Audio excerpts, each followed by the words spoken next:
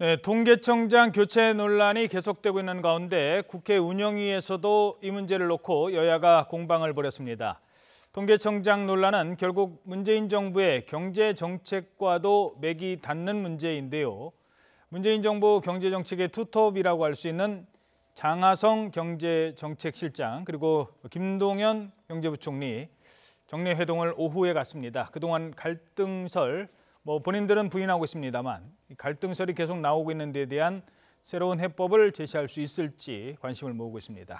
최창렬 용인대 교수, 김성환 시사평론가와 함께 주요 정치권 이슈 짚어보도록 하겠습니다. 안녕하십니까? 안녕하세요. 자, 먼저 어제 운영위 모습부터 살펴보도록 하죠. 야당에서 통계청장 교체가 문책성 경질이다라고 주장을 했는데요. 자, 이 자리에 참석한 임종석 비서실장은 어떤 대답을 내놨을지 직접 들어보시겠습니다. 또 통계는 과학이니까 이런 현상을 정확하게 이렇게 발표한 그 자체만 놓고 가지고 다른 사람은 통계청장 되고 한 2년 하는데 이분은 보니까 13개월밖에 안 했어요. 이전 청장 계실 때 통계에 대해서 조금이라도 개입한 흔적이 있다면 저희가 책임지겠습니다. 기재부 관료들이 늘 가던 자리를 외부 전문가를 시킨 것은 저희가 오히려 통계청의 그 독립성과 전문성을 존중하자는 취지였고요. 자, 이번 그 황수경 전 통계청장 해임 경질을 두고 논란을 벌이고 있는데 그 핵심은 어디에 있는 거라고 보십니까? 지금 청와대 정부의 설명은 이게 문책성 경질이 아니다라고 지금 입장을 얘기하고 있는 거잖아요. 방금 보셨던 것처럼. 예. 통계청장이 차관급인데 차관 인사가 대개 1년 2, 3개월 때 교체를 한다. 그 다른 차관보다는 조금 빠르긴 했으나 어떤 문책성은 아니라는 것이고 또 특히 이제 이 통계청장만 교체하는 게 아니라 차관급을 6명인가 이번에 바꿨잖아요. 그래서 경질이 아니다라고 보고 있는 겁니다. 이제 그렇게 주장을 하고 있는 것이고 야당에서는 그렇지 않고 통계청에서 발표한 수치가 소득 분배 구조가 대단히 악화된 걸로 나타났어요. 일단 그러니까 소득 하위 20%와 상위 20%의 격차가 더 벌어졌다는 거 아니겠어요? 소득 상위 20% 이른바 이제 우리가 5분이라는 표현을 쓰는데 5분위는 소득이 늘어났고 1분위 소득 하위 20%죠. 20%는 더 줄었다. 그러니까 이 분배가 더 악화됐다. 이런 게 나오니까 이 정권이 지향하는 것이 어쨌든 분배 구조를 개선하는 것이고 소득 주도 성장의 목표가 바로 그런 것들인데 이건 정책 자체가 뿌리째 잘못됐다. 그것이 최근에 이제 최저임금 인상과 더불어서 그러면서 이제 일부 언론과 야당이 이제 공세를 피니까 그게 바로 쟁점이 된 거예요. 그런 것들이 아니다라고 얘기하고 있는 거거든요. 일단 그러니까 문제는 앞으로 논의가 진행되겠습니다만 통계청이 제시한 그 표본이 지난번보다 이번 분기가 8,000명으로 늘어났어요. 표본 자체가 조사 표본 표집 자체가 늘어난 거예요. 근데 이 늘어난 것이 제가 보기엔 비율적으로 늘어난 것 같지가 않아요. 그러다 보니까 이제 그 이후에 문재인 대통령과 장하성 정책실장이 소득의 그 일자리의 고용의 질과 양이 오히려 좋아졌다. 이렇게 얘기를 하고 있는 거잖아요. 그러니까 야당이 주장하는 것과 전혀 다른 얘기를 문재인 대통령과 정책실장이 했어요. 그런 관점에서 본다면 사실은 통계청에 그 발표한 통계 수치는 구조적인 문제가 있는 것 같긴 합니다. 그게 쟁점이에요. 쟁점의 본질입니다. 그 부분이. 예. 예. 자, 문제가 제기되자 임종석 비서실장도 개입하는 적이 있으면 책임지겠다라면서 물러서지 않고 있죠? 네, 맞습니다. 근데 사실 그동안에 청와대 입장에서는 소득주도 성장을 가장 역점 경제 정책으로 추진해 왔는데 실제로 통계 수치는 거기에 따라주지 않았을 경우에 좀 좀 불편함이라든가 이런 것들이 있었을 거라고는 봅니다. 아마 그런 것 때문에 야당이 더더욱 이제 통계청장 교체에 대해서 많은 의혹을 제기하고 있는 상황이긴 한데요. 근데 저는 어느 쪽 주장이 맞다 이런 걸 떠나서 몇 가지를 좀 말씀드리고 싶은 게 뭐냐면은 통계는 완벽한 것인가? 이게 통계는 원래부터 완벽하지는 않아요. 그러니까 우리가 여론조사 수치를 가지고 각 조사기관마다 숫자 다르게 나오는 것처럼 아무리 과학적으로 통계 조사를 한다 하더라도 통계가 그 모든 것들을 다 해석할 만큼 완벽하지는 않습니다. 그러니까 예를 들어서 우리가 살아가는 삶에 관한 모습이 경제적인 어떤 지표나 수치로는 상중하돼서 나타날 수는 있겠지만 우리 삶의 모든 것, 사람들의 한숨이나 눈물 이런 것까지도 통계가 다 담을 수는 없거든요. 그런 기본적인 통계의 어떤 그 한계를 우리는 인정해줘야 한다고 생각하고요. 그다음에 통계는 과학적이기 때문에 완벽하다고 하는 전제도 사실은 좀 저는 틀렸을 수도 있다고 봅니다. 통계는 얼마든지 오류가 나올 수도 있거든요. 근데 문제는 뭐냐면 방금 전에 말씀하셨던 것처럼 2017년과 2018년 가계 소득 통계 조사를 할 때 이 샘플링, 그러니까 예를 들어서 우리가 한 100명을 조사한다고 가정하면 소득 분위대로 한 20명씩 이렇게 나눠가지고 샘플링 하는 작업을 조사 대상을 선정을 하고 그 사람을 시계열 방식으로 1년 뒤에는 그 사람이 소득이 어떻게 증가했는지 2년 뒤에는 어떻게 증가했는지 이런 방식으로 조사를 해야 되거든요. 그런데 조사할 때 그 조사하는 대상이 달랐다는 거예요. 그러니까 학교에서 학생들한테 성적이 얼마나 높아지는지 조사를 해본다고 했는데 어떨 때는 성적이 낮은 학생을 집어넣었다가 어떨 때는 성적이 좀 높은 학생 집어넣으면은 당연히 통계가 달라질 수밖에 없는 원리인데 그런 부분에 관해서 논란이 있는 통계를 내놨는데도 불구하고 통계청이 거기에 대해서 적극적으로 설명이나 해명을 내놓지 않았다는 거예요. 그런 면에 있어서는 저는 청와대가 불편함을 가졌을 수도 있다고 봅니다. 예. 한데 뭐 물론 청와대가 그것에 대해서 우리가 뭐 경질성이다 이렇게 얘기하고 있지는 않기 때문에 정확하게 뭐다라고 이유를 꼬집어서 말할 수는 없지만 그런 것에 관해서 기본적인 어떤 통계조사의 어떤 기본 문제라든가 한계라는 거를 인정하면은 저는 될 거라고 봐요. 설명이. 네, 원래 황수경 통계청장을 이번 정부 들어서 통계청장 자리로 넣은 것은 연구원 출신이잖아요. 통계청장이란 자리는 저도 재경부에 잠시 출입을 했었습니다만 지금까지는 어떤 자리였냐면 재경부 차관이나 뭐 기획관리실장 정도 이렇게 가다가 조금 이제 뭐 밀려나는 자리, 뭐 죄송합니다. 뭐 그런 측면도 있었어요. 그러니까 있죠. 뭐 제가 말씀드리고 싶은 거는 재경부 차관급들만, 그러니까 그들만의 하던 자리를 이번엔 좀 개혁을 하자는 것 아니겠습니까? 그래서 좀 더 독립적인, 그러니까 쓴소리도 내고 정부 정책에 맞지 않는 통계도 내라. 거기에 대해서 일과 뭐라고 하지 않겠다. 그 어떤 책임감 가지고 하라라고 했는데 이런 일이 발생을 하는 데다가 황수경 청장이 또 나가면서 뭐 내가 뭐 이 사람들 말을 좀 잘 안 듣긴 했지요라는 이런 말까지 하면서 이게 좀 논란을 더 키운 측면이 있어요. 두 가지인 것 같아요. 바로 그 부분을 아까 임종석 실장이 우리가 화면에서 봤습니다만 원래 그 기재부 관료가 가는 자리인데 이제 외부 전문가를 기용했던 거다. 네. 그걸 강조한 거예요. 그러니까 네. 우리가 개입하지 않았다. 그걸 강조하기 위해서 인사 문제 지금 말씀하신 그거를 얘기를 했고 특히 논란을 야기한 게 이임할 때 했던 그 발언. 어떤 윗선의 말을 잘 듣지 않았다 하다 보니까 이제 야당으로서는 이게 앞뒤 퍼즐이 맞는 거 아니냐 이런 거거든요. 근데 통계라는 거는 그야말로 뭐 전 통계 전문가는 아닙니다만 통계학자는 아닌데 어떠한 것을 샘플링하냐에 따라서 천양지차로 달라지잖아요. 그러니까 통계가 왜 중요하냐면은 어떠한 특히 사회 현상이나 특히 경제에 있어서 말이죠. 정확한 진단을 위해서 필요한 게 통계잖아요. 그러니까 통계는 굉장히 무서운 거예요, 사실은. 어떤 관점에서 어떠한 결과를 도출하기 위해서 하느냐. 여론조사도 마찬가지잖아요. 설문을 어떻게 하냐에 따라서 여론조사가 판약이 달라진 경우가 굉장히 많아요. 지지도 조사 같은 경우도. 이번 경우가 그런데 외부의 전문가가 이렇게 했으면 독립적으로 하는 건 맞는데 문제는 통계적 관점에서 볼 때 샘플링 자체가 확 늘어났는데 그 늘어나는 것들이 기존의 그 전 분기와 비교해서 비율적으로 늘어나지 않았다면 그건 문제가 있는 거죠. 저는 그래서 청와대는 문책성 인사가 아니라고 얘기합니다만 문책성의 성격이 좀 어느 정도 개입돼 있다라고 봅니다. 바로 앞서서 김성환 평론가가 이제 그 말을 한 것 같은데 청와대가 이건 사실 이러이러한 것들 때문에 통계의 수치가 문제가 있다. 근데 사실 그런 거 하나 가지고 문책할 수는 없겠으나 지금 제 기억으로는요 이 통계 수치가 이 정도 나와가지고 이렇게 정치적 논란을 불러일으킨 통계는 전 처음인 것 같아요. 예. 그런데 이건 굉장히 중요한 문제거든요. 그런 면에서 저는 문책성 인사일 수 있다 이렇게 생각합니다. 저는 개인적으로. 예. 결국 중요한 건 그보다 더 큰 핵심 소득주도 성장이 과연 잘했느냐 못했느냐. 지금 뭐 겨우 쪽지 시험 한번 본 걸 가지고 이런 식으로 지금 야당이 어떻게든 뭐 잘못된 게 있는지 지금 찾아내려고 하는 시점에 이런 일이 발생했다는 게 좀 뭐 유감일 수도 있겠죠. 그 정책을 책임지고 있는 두 사람 장하성 실장과 김동연 부총리가 오늘 오후에 만납니다. 두 사람이 만남의 오늘 핵심 어떤 정치 평론가 입장에서는 어떤 시각으로 보시겠습니까? 그러니까 지금 두 분이 보여줄 수 있는, 그러니까 던질 수 있는 메시지는 하나예요. 우리는 한 팀입니다. 이거거든요. 근데 그 동안에는 굉장히 서로 엇박자가 나고 다른 목소리를 내오는 뭐 서로 간의 의견 충돌이 있는 것 같은 모습들이 계속 나왔거든요.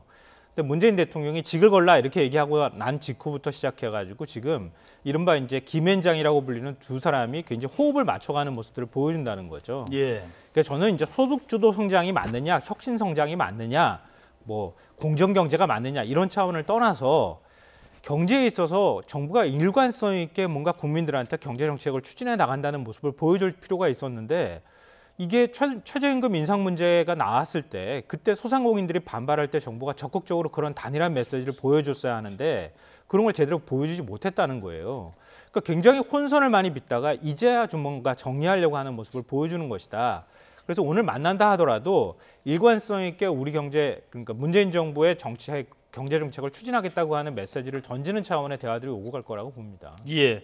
그 소득주도 성장 논란은 어떻게 보세요? 저는 이렇게 봐요. 소득주도 성장은 성장자는 붙었지만 그건 분배에 중점을 두는 정책이고 간단히 얘기해서 그렇죠.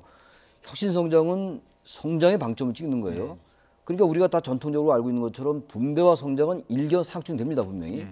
그러나 이 분배와 성장이 계속 이제 이분법적으로 이제 대립적으로 존재해 왔는데 더 이상 이렇게 해서 안 된다라는 사회적 공감대가 있었던 겁니다. 그게 지난 대선 때 모든 후보들이 사실상 다 합의했던 부분들이에요. 근데 이 이제 정책을 시행하다 보니까 그 중에서 최저임금 인상 문제가 나왔어요. 그 최저임금 인상이 좀 빠른 속도로 인상된 건 분명히 맞습니다. 다른 나라에 비해서. 근데 그런 부분은 저는 정책적으로 오류가 있다고 저는 지적하고 싶어요. 왜냐하면 최저임금 인상이라는 그 선의에도 불구하고 예. 그 시행 과정에서 여러 부작용들을 예상 못했던 것 같기도 합니다. 정부가. 예. 근데 그런 게 나타나고 있는 거예요. 그러나 지금 소득주도 성장의 모든 부분이 최저임금 인상은 아니거든요. 그렇죠. 사회 안전망 확충도 있는 것이고 필수 생계비를 낮추는 문제도 있고요. 굉장히 많아요. 예. 일단 최저임금 인상이 도드라져 보이죠. 왜냐하면 당장 자영업자나 소상공인들이 반발하고 있으니까. 반발하고 있고 또 고용인들을 고용할 때 당장 영향이 있는 거니까 그건 예. 전 인정합니다. 그건. 그 정부도 인정한 부분이잖아요. 그렇기 예. 때문에 때문에 문재인 대통령도 10,000원 시급 2020년도까지 인상하겠다는 걸 일단 포기한 거 아니겠어요? 예. 근데 문제는 그럼 언제까지 혁신성장으로 다시 가느냐 이런 문제가 나타났다고 해서 보다 좀 면밀히 들여보고 이걸 어떻게 두 개를 같이 갈 수 있냐를 연구하지 않고 바로 그럼 혁신성장 쪽으로 가면서 소득주도 성장을 폐기해라 라는 야당의 주장은요 적절치 않아요. 그렇다면 그동안 쭉 우리가 해왔던 정책이 성장 정책이었잖아요. 예. 이른바 저성장 양극화가 구조화됐었어요 우리 사회에. 그리고 이른바 낙수 효과라는 거, 영어로 트리클 다운 시어리라는 거. 대기업이 발전하면 중소기업에게 영향이 간다, 좋아진다 이런 거 아니겠어요? 아래목이 따뜻해지면 굳이 윗목으로 가서 다 방이 따뜻해져야 되는데 그러지 않았기 때문에 분배와 성장의 선순환 구조를 만들자라고 해서 소득주도 성장이 나온 건데 여기 당장 부작용이 좀 나왔다서 이걸 전체적으로 폐기한다?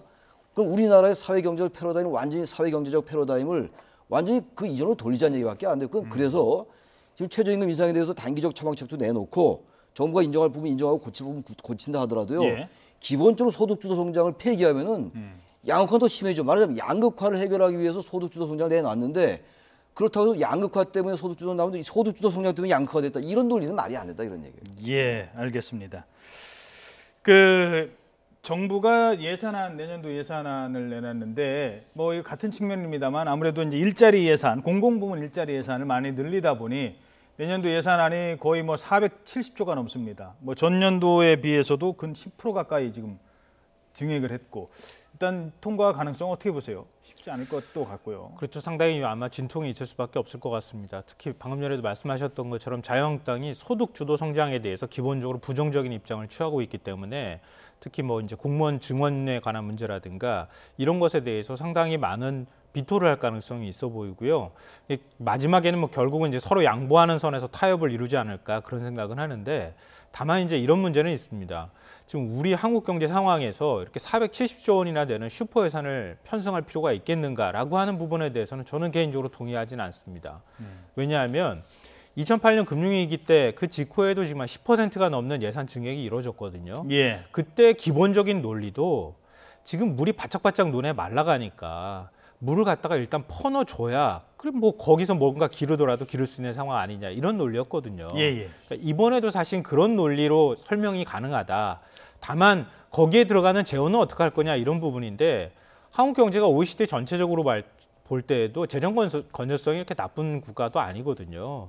그러니까 지금 일단 퍼서 넣으면 그 다음에 다시 세수로 돌아올 수 있는 방식들을 좀 어떻게 하면 만들어 갈 것인가 이런 고민하고 그리고 예산을 쓸 때 불용액으로 남는 예산을 막 편성부터 하고 보자식으로 이렇게 하지 말고 좀 더 집행이 가능한 예산, 실제로 효과로 나타날 수 있는 예산들을 어떻게 잘 집행을 하고 예산을 편성했는가 이런 부분들을 좀 꼼꼼하게 야당하고 여당에서 좀 따져봤으면 좋겠습니다. 예. 그 뭐 경제 관련 정책은 오늘 뭐 지금 경제 얘기를 하는 건 아니니까요. 그 정도로 하는데 하나만 짚고 넘어가죠. 네. 그 김동연 부총리와 장하성 실장 얘기도 했습니다. 두 사람이 문제에 셌을 때 야당에서 문제 삼는 사람은 김동연 부총리 쪽이 아니라 장하성 실장이었습니다. 주로 장하성 실장이 타겟이 되는 뭐 특별한 이유가 있을까요? 거의 명백한 거죠. 장하성 실장이 이제 내세우는 게 이제 소득 주도 성장이에요. 그리고 장하성 실장의 기본 경제 철학 자체가 제가 그분하고 뭐 대화를 이렇게 나눠본 건 아닙니다만 어쨌든 우리 사회가 분배 구조를 개선하지 않으면 안 된다는 생각을 가지고 있는 것이고 그 이른바 우리는 그걸 단순화시켜서 진보적 정책이다라고 얘기하는 거 아니겠어요. 예. 근데 김동연 부총리는 행정고시를 붙고 정통적인 관료로 성장한 사람이에요. 그러니까 관료라고 다 그런 것도 아니고 외국에서 들어온 이른바 어공들공 이런 얘기 많이 하잖아요. 어쩌다 공무원과 이제 늘 공무원 이런 얘기 많이 해요. 언론 용어입니다. 이건 제 얘기가 아니라. 예. 근데 어공과 늘공의 어떤 철학의 차이는 분명히 있어요. 다 그런 건 아니라 하더라도. 그러니까 경제부총리 관점에서 볼 때는 이거 성장이 이렇게 동력이 떨어지면 안 된다. 그렇다고 경제부총리 김동연 부총리가 분배 중요성을 간과하는 건 아니겠죠. 반대로 장하성 실장도 성장이 중요하지 않다라고 얘기하는 게 아니에요. 그러나 분명한 것은 둘 간의 차이는 있는 겁니다. 그러다 보니까 이 지금 전반적인 소득주도 성장을 밀고 나가는 게 청와대의 실세, 이른바 실세인 장하성 실장이다라는 판단을 하는 것 같고 예. 그렇게 하다 보면 정치적으로도 타격을 줄 수 있다는 여러 가지가 복합적으로 작용하니까 타겟이 장하성 실장이 되지 않느냐 이렇게 저는 생각합니다. 개인적으로. 알겠습니다. 자, 다음 주제로 넘어가도록 하겠습니다. 2009년 쌍용차 노조 진압 사건 기억하시죠? 당시 무차별 폭력이 난무했다라는 뭐 방송 보도도 있었고요. 저희들도 당시 진압 과정을 생중계해 드렸습니다. 그런데 여러 가지 숨겨졌던 일이 있었습니다. 특히 정부, 이명박 정부, 청와대 승인 아래 이루어졌다고 합니다. 인권침해 진상조사위원회 발표 들어보시겠습니다. 당시 경찰청장과 주된 책임을 맡고 있는 지역 책임자인 경기지방경찰청장 사이에 의견의 대립이 있었고요. 그 의견의 대립은 최종적으로 청와대에 의해서 해결이 되게 됩니다. 그러니까 청와대가 승인했다는 얘기죠. 예. 일단 요 질문 드리기 전에 네. 그 정말 꽤 오래된 얘기입니다만 쌍용차 노조 진압 사건 어떤 사건이었습니까?